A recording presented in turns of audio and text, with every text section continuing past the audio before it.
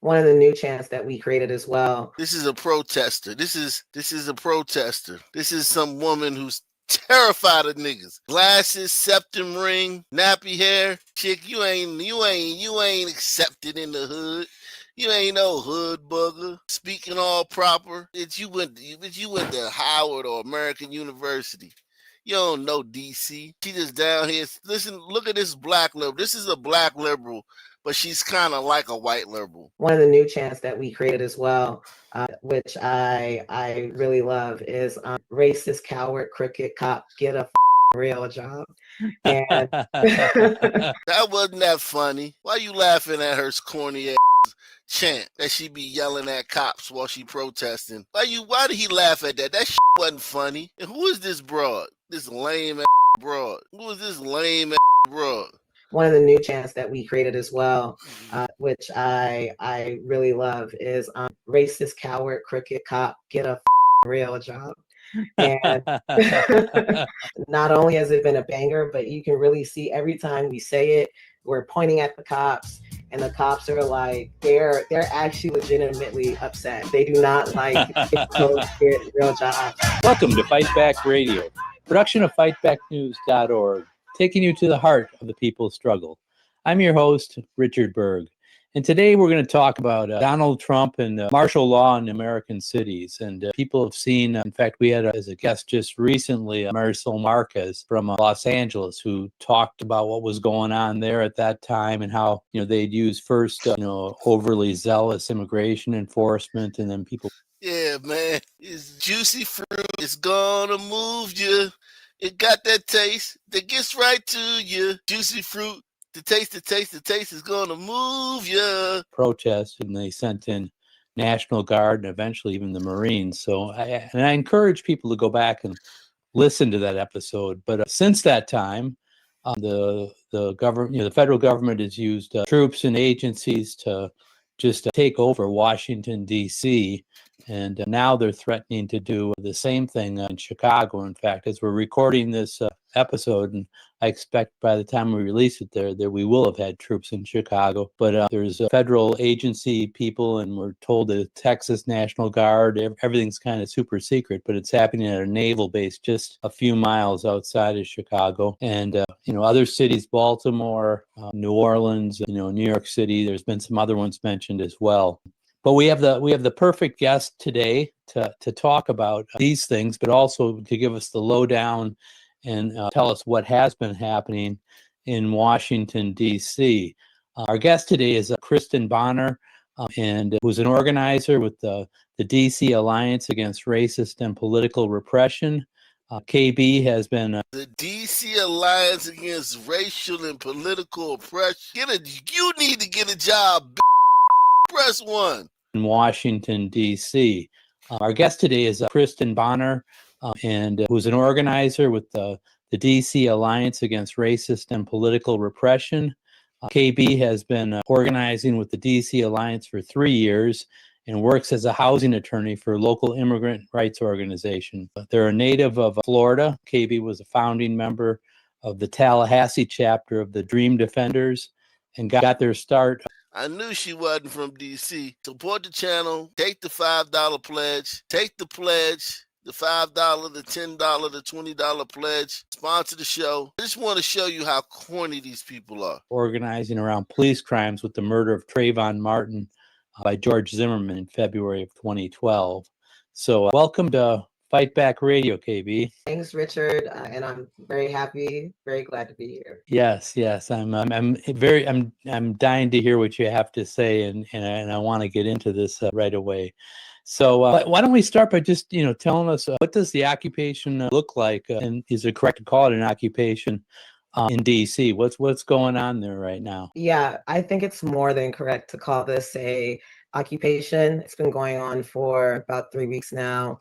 And how it's looked in the city has just been, I would say, total and utter chaos, complete violation of, people's civil rights. And it's been particularly targeted on Black people, specifically Black youth, and immigrants. Even though the black people are saying it's not enough, they don't see them enough. The black people are whining that they don't see the National Guard enough, and they want to see them more. It's corny bitches player hating from the sidelines. Get your own shit. Why you riding mine? Latinos, and otherwise. So they have been out pretty much every day, terrorizing our people in our communities and trying to instill a sense of fear. But I think that there's been a massive uprising and a massive response to, the occupation, and DC residents all across the city are, voicing and expressing that displeasure and are fighting back. Okay. So, yeah, I mean, how is it, how are they functioning? So, I've seen different things. I've heard, there's thousands of troops there. If I'm, correct me if I'm wrong about that. And, things about like ICE agents riding around with, police and, what, besides, targeting people of color, and there's a large Black population in Washington D.C. I know that, and it's an international city, so I got to believe there's lots of immigrants there. It's the nation's capital. So how does how are they functioning? How are they doing their dirty deeds? Yeah, so there's a couple of different tactics that they have been using, and just to provide a visual map for people, DC is divided into 8 wards, wards 1 through 8. And there are 3 wards that are predominantly Black.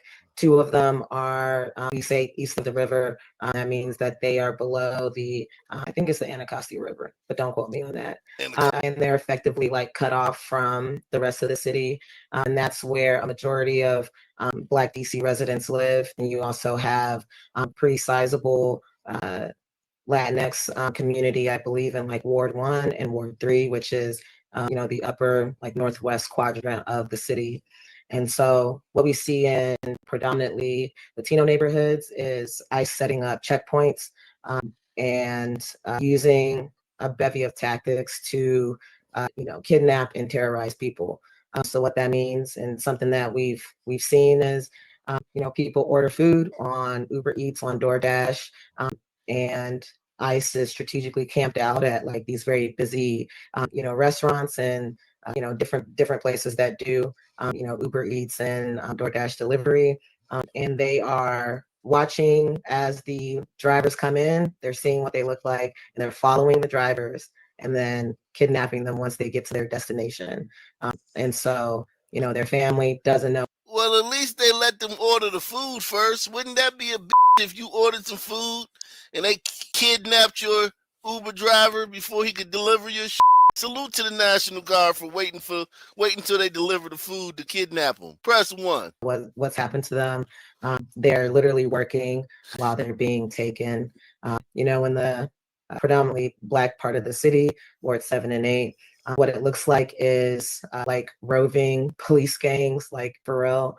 Generally, you'll have a convoy of Metropolitan Police Department, which is DC's local police department, FBI, ATF, HSI, ICE, and Secret Service, and a few more federal agencies that like I'm forgetting right now. And they'll ride around in 7 to 10 car convoys, pulling people over. So his executive order was on, I believe, like Monday, August 11th, and on August 13th, we in the DC Alliance had a action in response to the occupation. And that night after the action, we did like an impromptu cop watch where we saw this in real time, where these officers just randomly pulled over 2 people who were minding their business. They didn't have any type of reason to pull these people over. Of course, they were Black, and they immediately asked to search their car. They were searching their car. They didn't find anything, and I think in part because we were there, they let them go. And I live in this area of the city. I don't live in DC, but I live in the community. She don't live in DC. I don't live in DC, but the truth finally comes out. The truth finally comes out, bitch. You don't live in DC. This bitch said like 1,000 times. They let them go. And I live in this area of the city. I don't live in DC, but I live in the community that is like directly around DC, and we see it there. So literally every time I'm going out to even just like run an errand or go to the grocery store, you just see these convoys rolling past. Stop lying. They're in DC. They're only in DC. You lying. You lying. You ain't really from DC. The people in DC sound like this. You. Over is just 2 days away from the 30-day expiration point. However, Congress could authorize an extension. Tonight, some communities say despite the influx of officers, their neighborhoods still desperately need attention from federal officers. Wards 7 and 8 are the two areas with the highest volume of violent crime in the city. And just last night, a 20-year-old man was killed in Berry Farm. Last month, a 3-year-old was killed by a stray bullet. Advocates telling 7 News tonight that they need help. But as Liana Golden shows us, it seems very few are listening. Honestly, over here, I haven't seen anything. They need to be over in these areas that really have a need. Well, yes, it's a problem over here. So if they'll be open to meeting with us, we'll be open to meeting with them. Local community-based groups have not been included in any of these conversations. Where are they? Well, you heard them. 6 different voices across Southeast DC, and that is just scraping the surface of what we've heard over the last month. They're all asking, where are the feds? Where are the soldiers? And why won't anyone listen to them? So we're asking the mayor here at City Hall and White House staff just down the street, where is that local collaboration? Yet not one of them, including the ATF, FBI, or Capitol Police, has given us a straight answer as to how they'll get these communities those resources they are desperately asking for. So far, they come in, they just going anywhere. They don't know where they're going. They don't know this territory like we know this territory. That's the advisory neighborhood commissioner I spoke to after a man was murdered in Berry Farm, a neighborhood no stranger to crime. She showed me the list of 60 hotspots around Ward 8 she and other commissioners believe need federal attention. How did you guys compile this list? We already know what our problem areas are. We already know. A list and tool she says could save lives if federal or even local leaders would act on it. A sentiment echoed by other activists since this takeover began. You know, I just hope that some form of leadership actually takes the time to be a part of the ecosystem, to learn from MPD, to learn from the local organizations, the violence interrupters. They say crime won't just disappear, like the soldiers and officers one day will, and the city needs a more effective plan going forward. In the district, I'm Liana Golden, 7 News. Okay, that's those people really from DC. A 15-year-old now being charged as an adult after he's accused of shooting and killing his brother. Last month, the 23-year-old's body was found near Adenia Beach Canal. Local 10's Magdala Lusant joins us live with the latest. Yes, he's being held here at this jail and being held under the charges of first-degree murder with a firearm. We are also learning in an 11-page arrest warrant that the 15-year-old had